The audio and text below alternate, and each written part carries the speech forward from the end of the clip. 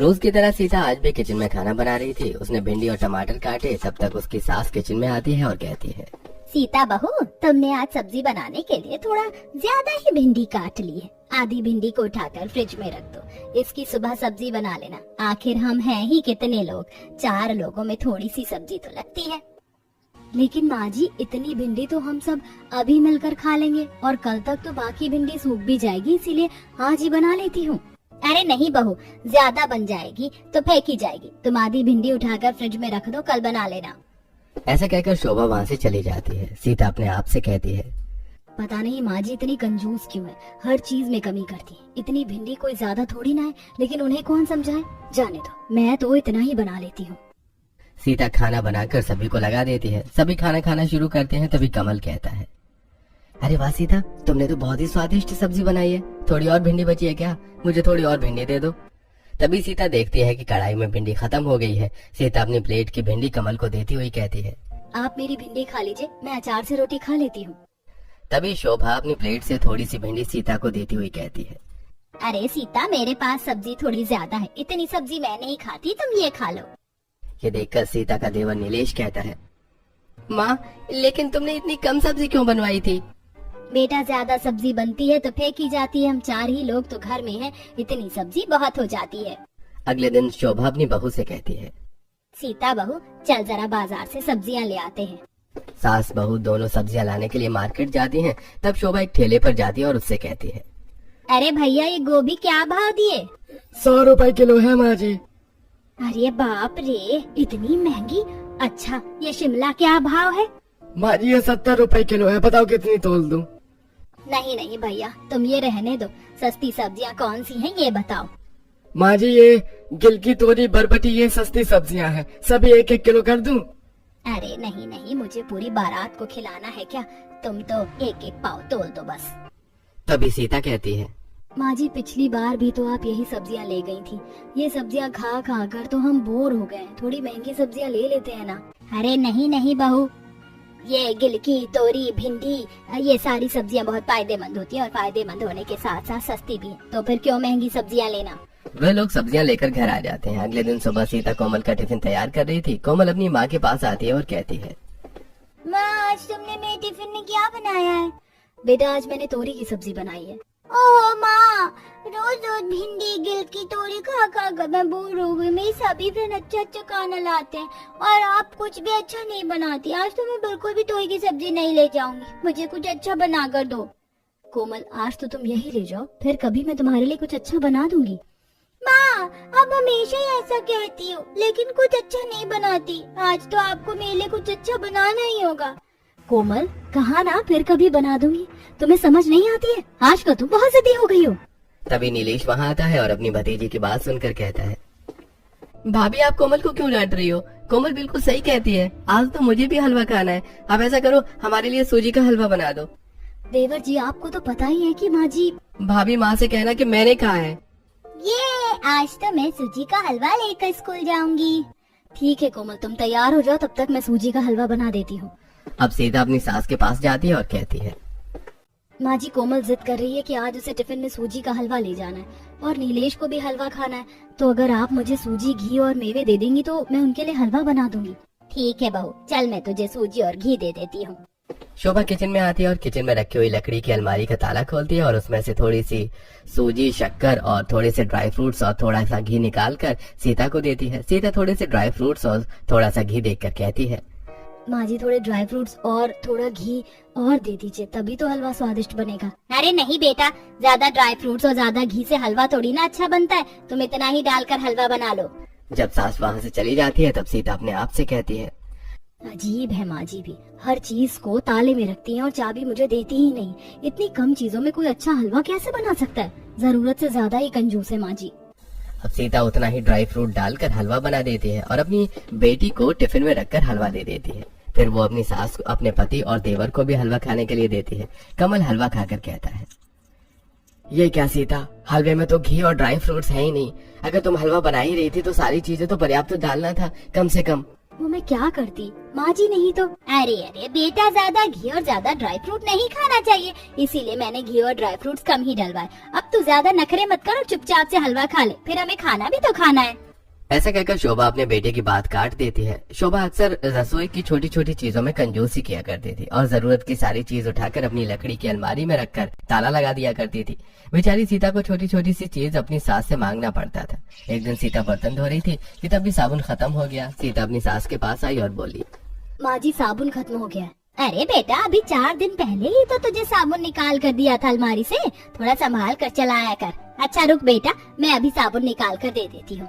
शोभा kitchen में आती है और अपनी लकड़ी की अलमारी का ताला खोलती है और उसमें से एक साबुन निकालकर सीता को देती हुई कहती है, बेटा साबुन थोड़ा कम लगाया कर, 2 पैसे बचेंगे तो हमारे ही काम आएंगे।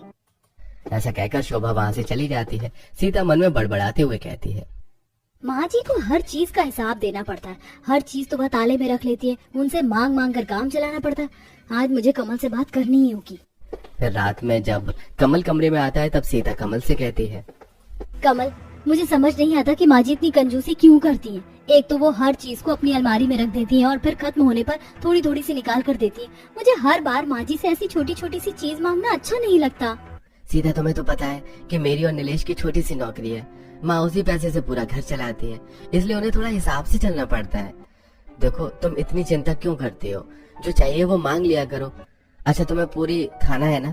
कल मैं माँ से कह दूंगा कि वो खाने में पूरी और छोले बनवा ले। अब तो खुश? अगले दिन कमल अपनी माँ से कहता है, माँ आज मेरा छोले पूरी खाने का मन कर रहा है, तो प्लीज तुम रात के खाने में छोले पूरी बनवा लेना। ठीक है बेटा, बनवा लूंगी। शाम होते ही शोभा किचन में जाती है और अपनी लकड़ी की अलमारी का ताला खोलकर उसमें से थोड़े छोले और तेल निकाल कर देती है और सीता से कहती है, सीता बहू, आज तू छोले और पूरी बना लेना, लेकिन हाँ छोले में तेल कम ही डालना और पूरी भी ज्यादा मत बनाना। कमल और नीलेश के लिए 4-4 पूरियां बना देना और हम लोग तो एक एक खाकर ही काम चला लेंगे। अपनी सास की बात सुनकर सीता बहुत गुस्सा होती है, लेकिन कुछ नहीं कहती। शाम को वो सभी को छोले पूरी लगाती है।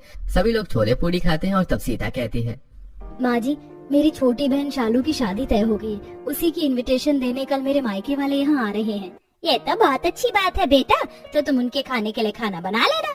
माँ जी, मैं यही सोच रही थी कि खाने में वेज पुलाव, रायता, कढ़ी, पूड़ी और 2 प्रकार का मीठा बना लेती हूँ और साथ ही मूंग दाल का हलवा भी।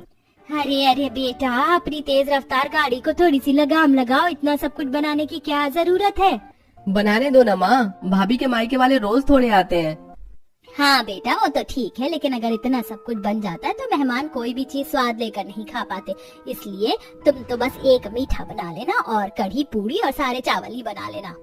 सीता को ये बात बहुत बुरी लगती है, लेकिन वो कुछ नहीं कह पाती। अगले दिन उसके मायके वाले आते हैं। सीता की माँ शोभा से कहती है, बहन जी, हमने रीना बेटी की शादी तय कर दी है, अगले हफ्ते उसकी मंगनी है, तो आप सब हमारे घर जरूर आना। हाँ हाँ बहन जी, जरूर आएंगे और आपको बहुत बहुत बधाई। फिर सीता सबका खाना लगा देती है और सभी लोग खाना खाते हैं। फिर वापस जाते समय सीता की भाभी सीता से कहती है, सीता, मूंग दाल का हलवा तुमने बहुत अच्छा बनाया है, थोड़ा सा और मिलेगा? हलवा खत्म हो चुका था, इसलिए सीता बहाने बनाते हुए कहती है, वो भाभी, बचे हुए हलवे में कॉकरोच गिर गए, इसलिए आपको और नहीं मिल पाएगा।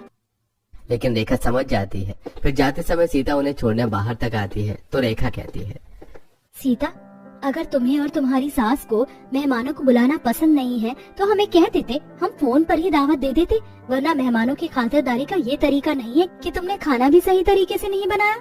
रेखा ऐसा कहकर चली जाती है। सीता को ये बात बहुत बुरी लगती है। वो अपने कमरे में आती है और रोने लगती है। तभी कमल वहाँ आता है और कहता है, क्या बात है सीता, मुझे बताओ तुम रो क्यों रही हो? अब सीता सारी बातें कमल को बताती है। ये सारी बातें सुनकर कमल कहता है, ठीक है सीता, मैं अभी माँ से बात करता हूँ। अब कमल अपनी माँ के पास आता है और कहता है, ये क्या है माँ, तुम हर चीज में इतनी कंजूसी क्यों करती हो? यहाँ तक कि आज तुमने सभी के लिए पर्याप्त खाना तक नहीं बनवाया, कितनी बेइज्जती कर दी हमारी। कमल की बात सुनकर शोभा की आंखों में आंसू आ जाते हैं और वो कहती है, हम कोई करोड़पति तो नहीं है, तुम दोनों की छोटी सी सैलरी में घर चलाना पड़ता है और उसमें भी अगर 2 पैसे बच जाएंगे तो वो तुम ही लोगों की काम आएंगे, मेरे नहीं। कमल को अपनी माँ की बात ठीक लगती है। वो सीता के पास आता है और समझाते हुए कहता है, सीता, माँ भी अपनी जगह सही है, तुम्हें माँ की बातों का इतना टेंशन लेने की जरूरत नहीं है, कुछ बातें तो टाली भी जा सकती है ना। ऐसे समय बीत रहा था और बीतते समय के साथ अब नीलेश की शादी भी किरण से तय हो जाती है। जल्दी किरण दुल्हन बनकर शोभा के घर आ जाती है और आज किरण का अपने ससुराल में पहला दिन था। किरण की सास उसके पास आती है और कहती है, किरण बेटा, आज तुम्हारी पहली रसोई है, इसलिए सुबह की चाय तुम ही बना लो। हाँ माँ, मैं चाय बना देती हूँ और खाना भी बना लूंगी। खाने में पालक pulao, veg cutlet, mix veg आलू के पराठे, पूरियाँ। किरण बेटा जरा ठहरो, तुम्हें इतना सब कुछ बनाने की क्या जरूरत है? वैसे भी शादी में दुल्हन को बहुत थकान हो जाती है। अब काम करके और मत थको, खाना सीता बना लेगी, तुम तो बस चाय बना लो। अब सीता किचन में खाना बनाने के लिए जाती है तो किरण भी पीछे से आकर कहती है, रुकिए सीता दीदी, मैं भी आपकी मदद करवाती हूँ। सीता खाना बनाते समय सब्जी में थोड़ा ही तेल डालती है। ये देखकर किरण कहती है, सीता दीदी, आपको नहीं लगता कि सब्जी में तेल बहुत कम है? इतनी तेल में तो सब्जी अच्छी तरह बनेगी ही नहीं। किरण, हमारे यहाँ सभी चीजें बहुत कम यूज होती हैं। सब्जी में तेल भी कम डलता है और मसाले भी, और बाकी चीजें भी बहुत कंजूसी से इस्तेमाल करना पड़ता है, क्योंकि माँ जी को ज्यादा खर्च करना पसंद नहीं है। अच्छा, लेकिन किरण, हर घर के रूल अलग अलग होते हैं। तुम यहाँ रहते रहते यहाँ के तौर तरीके सीख जाओगी। किरण को ये बात सुनकर काफी अजीब लगता है। अगले दिन किरण नीलेश से कहकर कुछ चीजें मंगवा लेती है और शाम को सीता से कहती है, दीदी आज खाना मैं बनाऊंगी, देखो मैंने कितनी चीजें मंगवाई है। लेकिन किरण, तुम्हें ये सब मंगवाने से पहले माँ जी से पूछना चाहिए था। अरे दीदी, इसमें पूछने की क्या बात है? मेरा मन किया कि मैं आप सबको कुछ बनाकर खिलाऊं, सो मैंने मंगवा लिया। ऐसा कहकर किरण खाना बनाना शुरू करती है। तभी उसकी सास वहाँ पर आती है और इतनी सारी चीजें रसोई में देखकर कहती है, अरे किरण बहू, इतनी सारी चीजें मंगवाने की क्या जरूरत थी?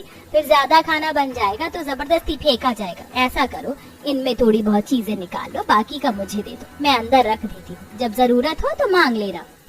शोभा थोड़ा बहुत छोड़कर बाकी चीजें अपनी लकड़ी की अलमारी में रखकर ताला लगा देती है। किरण को अपनी सास की ये बात बहुत बुरी लगती है। उनके जाने के बाद वो सीता से कहती है, सीता दीदी, क्या बात हुई भला? माँ जी को इतनी भी कंजूसी नहीं करनी चाहिए। जाने दो किरण, माँ जी की कंजूसी करने की आदत पड़ गई है। हमें ही समझ कर चलना होगा। अब अपना मूड ठीक करो और चलो हम खाना बना लेते हैं। दोनों मिलकर खाना बनाती हैं और सभी को लगाती हैं। नीलेश खाना देखकर कहता है, अरे किरण, आज तो तुम 3 तरह की सब्जी और पूरी और मिठाई बनाने वाली थी, तो फिर? हाँ, बनाने वाली तो थी, लेकिन शायद माँ जी को अलग अलग तरह का खाना बनवाना पसंद नहीं है। माँ, आपने मना किया? अरे नहीं बेटा, मैं क्यों मना करूंगी? मैं तो बस ये कह रही थी कि इतने लोगों में बहुत ज्यादा खाना बनाने से खाना फेंका जाता है और हमें कभी भी अन्नपूर्णा माँ का अपमान नहीं करना चाहिए। नीलेश, माँ ठीक ही कह रही है। ऐसे कुछ दिन बीत जाते हैं। एक दिन कोमल अपनी माँ से कहती है, माँ कितने दिन हो गए घर में कुछ अच्छा खाने को नहीं बना। माँ आज खीर और पूरी बनाओ ना, और साथ में थोड़ा पुलाव भी, मेरा बहुत मन कर रहा है ये सब खाने का। कोमल, जरूरी नहीं कि जो मन कहे वही करना चाहिए। थोड़े दिन रुक जाओ, फिर मैं तुम्हें खीर पूरी खिलाऊंगी। क्या माँ, हमेशा ही मुझे टाल देती हो? मैं कुछ नहीं जानती, आज तो मुझे खीर पूरी और पुलाव ही खाना है। कोमल, कहा ना तुमसे कि अभी नहीं बनेगा। ये सब तुम्हें समझ नहीं आती क्या? अपनी माँ की डांट खाने के बाद कोमल रोने लगती है। तब तक वहाँ पर किरण आ जाती है। किरण के पूछने पर सीता उसे सब कुछ बताती है। ये सुनकर किरण कहती है, लेकिन दीदी, कोमल क्या गलत कह रही है? अगर वो कुछ अच्छा खाना चाहती है तो हम बना देते हैं। किरण, माँ जी हमें इसकी परमिशन कभी नहीं देंगी। दीदी, हम भी इस घर की बहुएं हैं, हमें हर बात के लिए परमिशन की जरूरत नहीं होनी चाहिए। कोमल बेटा, मैं तुम्हें बनाकर खिलाऊंगी आज खीर पूरी और पुलाव। ऐसा कहकर किरण नीलेश के पास जाती है और कहती है, नीलेश, मेरे साथ बाजार चलो, मुझे कुछ चीजें लानी है, आज मैं अपनी पसंद का खाना बनाऊंगी। ठीक है किरण, मैं तैयार हो जाता हूँ। अब दोनों बाजार के लिए निकलते हैं। तभी शोभा कहती है, अरे बहू, कहाँ जा रही हो? माँ जी, आज मुझे खीर पूरी और पुलाव बनाना है, तो मैं उसी का सामान लेने बाजार जा रही हूँ। लेकिन तुम्हें ये सब क्यों बनाना है? आज कुछ खास है क्या? नहीं माँ जी, अच्छा खाना खाने के लिए खास दिन होना जरूरी नहीं है, बस ऐसे ही मन किया।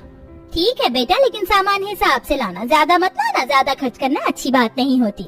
अब किरण बाजार जाकर अपनी जरूरत की सारी चीजें खरीदती है और घर आकर खाना बनाना शुरू करती है। तभी शोभा वहाँ आती है और कहती है, किरण बेटा, इतना सब कुछ बनाने की कोई जरूरत नहीं। पिछली बार की तरह इस बार भी तुम कुछ चीजें निकाल कर बाकी सामान मुझे दे दो, मैं अलमारी में रख देती हूँ, जब तुम्हें जरूरत पड़े तब तुम ले लेना। अब किरण बहुत गुस्सा हो जाती है और कहती है, ये क्या बात हुई माँ जी?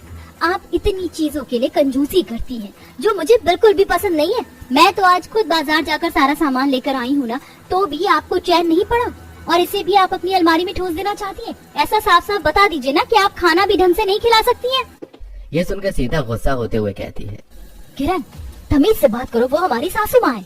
लेकिन दीदी, हमारी सासू माँ को भी ध्यान रखना चाहिए कि हम भी उनकी बहू है, नौकरानी नहीं।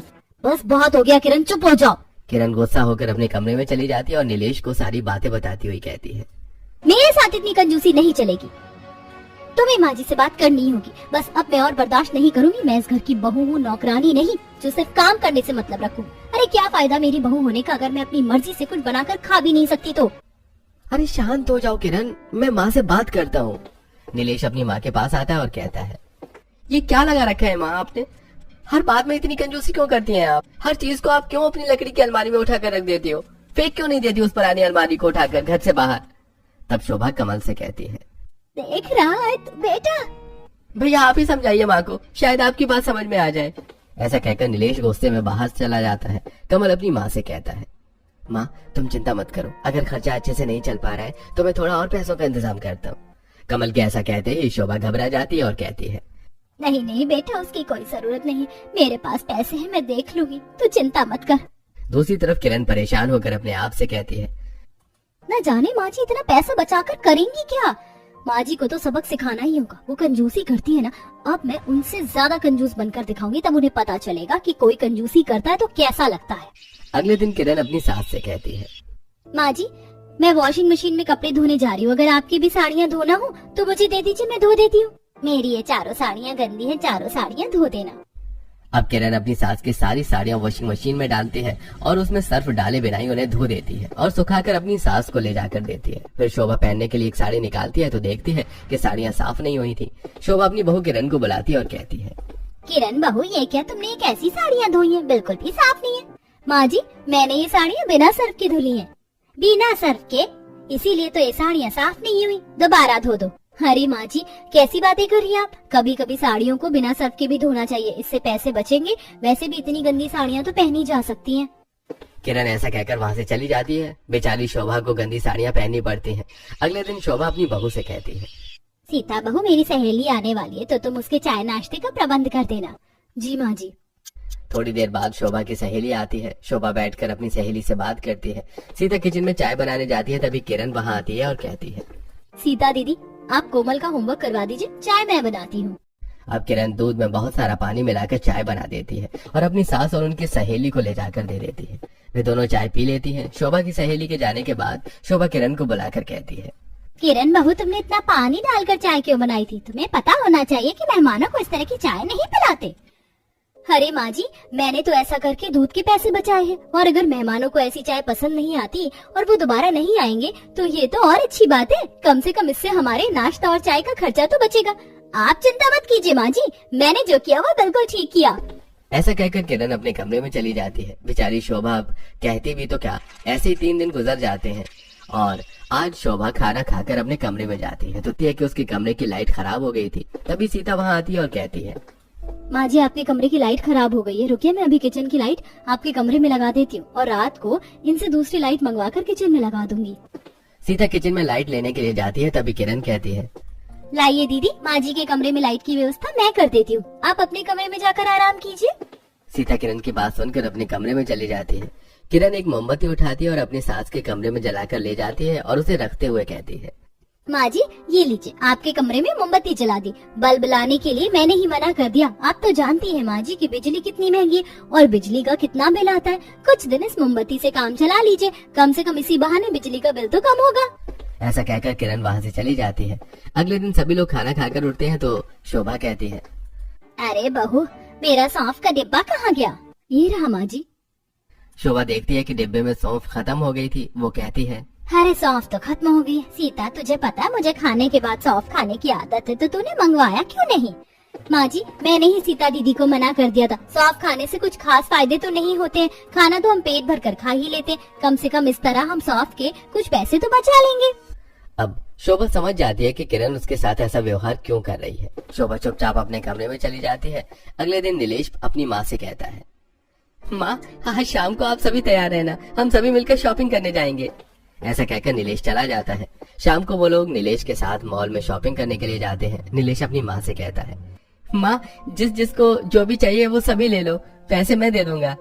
क्या सच में नीलेश? ओह थैंक यू, मुझे कुछ कपड़े चाहिए और कुछ ज्वेलरी और कुछ और सामान भी। दीदी चलिए हम दोनों अपने लिए कपड़े सिलेक्ट करते हैं, और कोमल तुम्हें खिलौने चाहिए थे ना, चलो खरीदते हैं। हाँ चलो चलो चाचू, मुझे लब्बू डॉल चाहिए। सीता और किरण शॉपिंग के लिए चली जाती हैं। तब शोभा नीलेश से कहती है, नीलेश बेटा एक बात बता, तेरे पास इतने पैसे कहाँ से आए जो तू सबको इतनी शॉपिंग करवा रहा है? माँ, पिछले कुछ दिनों से आपके और किरण के बीच जो कुछ भी चल रहा है वो मुझे अच्छा नहीं लगा, और फिर मैंने देखा कि घर में पैसों की कुछ ज्यादा ही तंगी थी, इसलिए मैंने 2 लाख रुपए का लोन ले लिया है। ये सुनकर शोभा के तो जैसे होश उड़ जाते हैं। वो कहती है, ये तू क्या कह रहा है बेटा? तुझे इस तरह से लोन नहीं लेना चाहिए था। क्या करता माँ, किरण को हर चीज के लिए मना करना अच्छा नहीं लगता, और मैं तुम्हें भी कुछ नहीं कह सकता था, इसलिए मुझे जो ठीक लगा वो मैंने किया। ऐसा कहकर नीलेश भी किरण के पास जाकर उसके साथ शॉपिंग करवाने लगता है। शोभा बहुत उदास हो जाती है। तभी शॉपिंग करके घर आ जाते हैं सभी लोग। शोभा चुपचाप अपने कमरे में चली जाती है। थोड़ी देर बाद 2 लाख रुपए लेकर बाहर आती है और नीलेश के हाथों में देती हुई कहती है, बेटा, तुम्हें इतनी छोटी सी बात के लिए लोन लेने की कोई जरूरत नहीं थी। अगर तुम्हें पैसों की जरूरत थी तो मुझसे कहना चाहिए था। ये लो 2 लाख रुपए और अभी के अभी जाकर अपना लोन चुका दो। शोभा के पास 2 लाख रुपए हैं। ये देखकर घर के सभी लोग हैरान रह जाते हैं और नीलेश कहता है, माँ, तुम्हारे पास इतने पैसे हैं फिर भी तुम हमें इतना परेशान करती हो, हर चीज के लिए इतनी कंजूसी करती हो। माँ, तुम्हें शर्म आनी चाहिए ऐसा करते हुए। नीलेश सही कहता है माँ, तुमने कभी बताया नहीं कि तुम्हारे पास इतने पैसे रखे हुए हैं, और जब तुम्हारे पास पैसे हैं तो तुम इतनी कंजूसी क्यों करती हो। लेकिन शोभा कुछ नहीं कहती और 2 लाख रुपए नीलेश के हाथ में देकर अपने कमरे में चली जाती है। नीलेश उन 2 लाख रुपए से अपना लोन चुका देता है। ऐसे कुछ समय बीत जाता है। अचानक शोभा की बहुत तबीयत खराब हो जाती है। सभी लोग शोभा को अस्पताल ले जाते हैं। तब डॉक्टर कमल से कहता है, कमल, उनके पेट में कुछ प्रॉब्लम है, इनका तुरंत ही ऑपरेशन करना पड़ेगा और इसके लिए कम से कम 1.5 लाख रुपए की जरूरत होगी। शोभा भी डॉक्टर की ये बात सुन लेती है और अपने मन में सोचती है, मैंने हमेशा ही अपनी बहू बेटों के साथ कंजूसी की है, इसीलिए शायद वो मेरा इलाज भी नहीं करवाएंगे। दूसरी तरफ डॉक्टर की बात सुनकर किरण कहती है, डॉक्टर साहब, आप पैसों की चिंता मत कीजिए, आप उनका ट्रीटमेंट कीजिए, पैसों का अरेंजमेंट मैं कर लूंगी। ऐसा कहकर किरण अपने पिताजी को फोन लगाती है और उनसे 2 लाख रुपए मांग लेती है और अस्पताल में वो पैसे जमा करवा देती है। शोभा का ऑपरेशन हो जाता है और कुछ ही दिनों में वो ठीक हो जाती है। सभी मिलकर शोभा को घर ले जाते हैं। जब शोभा को पता चलता है कि किरण ने उसके पिताजी से 2 लाख रुपए लिए, तब शोभा कहती है, किरण बेटा, तुम अब अपने पिताजी से लिए हुए पैसे उन्हें वापस कर दो। मेरे पास अभी भी 2 लाख रुपए हैं, मैं तुम्हें दे दूंगी। यह सुनकर सभी लोग हैरान हो जाते हैं। तब कमल कहता है, माँ, तुम्हारे पास अभी भी 2 लाख रुपए हैं? ये पैसे मैंने जीवन भर कंजूसी करके इकट्ठा किए हैं। तुम जानना चाहते हो ना कि आखिर मैं इतनी कंजूसी क्यों करती हूँ? तो सुनो, तुम्हारे पिताजी एक ड्राइवर थे, उन्होंने अपने भाई बहन की शादी के लिए लोन ले रखा था, इसीलिए वो दिन के साथ साथ रात में भी गाड़ी चलाते थे, और एक दिन नींद में गाड़ी चलाने की वजह से उनका एक्सीडेंट हो गया और उनकी मृत्यु हो गई। बस इसीलिए मैंने 1-1 रुपए कंजूसी करके बचा कर रखा था कि मेरे बच्चों को जीवन में कभी भी लोन ना लेना पड़े और लोन से होने वाली परेशानियों से वो बच सके। जब उन्हें लोन की जरूरत पड़े तो मैं ये पैसे दे सकूं। शोभा की ये बात सुनकर सभी लोग हैरान रह जाते हैं। तब किरण कहती है, माँ जी, हमने आपको गलत समझा, आप हमारे लिए ही ये सब कुछ कर रही थी, प्लीज माँ जी हमें माफ कर दीजिए। हाँ माँ जी, किरण सही कह रही है, गलती हमारी ही है जो हम आपको समझ नहीं सके। दोनों बहू के साथ साथ उनके दोनों बेटे फिर से माफी मांगते हैं। माँ, अब आपको कंजूसी करने की कोई जरूरत नहीं पड़ेगी, मेरा प्रमोशन हो गया है। और माँ, मैं आपको बताया था ना कि मैं एक नया बिजनेस शुरू कर रहा हूँ, वो बिजनेस शुरू हो चुका है और अच्छा चल रहा है। दोनों भाइयों की बात सुनकर शोभा बहुत खुश हो जाती है और इस तरह वो लोग खुशी खुशी रहने लगते हैं।